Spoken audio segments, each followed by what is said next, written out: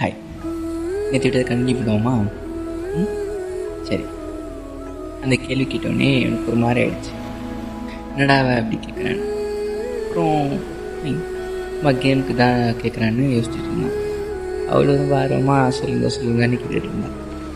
அப்புறம் இவன் சிங்கிள்னு சொல்லிட்டான். ஆனால் அவன் நம்பலை. அவன் முகம் அடி போச்சு. இவத்தை பார்த்துட்டு என்னாச்சுன்னு கேட்க அவள் ஒன்றும் இல்லைன்னு சொல்லிட்டான். இவனை எதுவும் கண்டுக்கல. அவளுக்கு இந்த கிராஃப்டிங் ஆர்ட் ஒர்க்ஸ்லாம் ரொம்ப இஷ்டம்.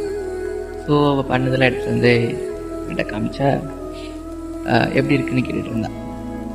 இவனும் நல்லா இருக்குன்னு விஷயம் பண்ணுவான். அவளுக்கு அவ்வளோ சந்தோஷம். ஸோ அப்படியே அந்த நாள் இருந்துச்சு. அடுத்த நாள் ஹாஸ்டலுக்கு திரும்ப போகிறான். ஆனால் அதை அவகிட்ட சொல்லலை. 2 நாளுக்கு அப்புறம் ஒரு மெசேஜ்.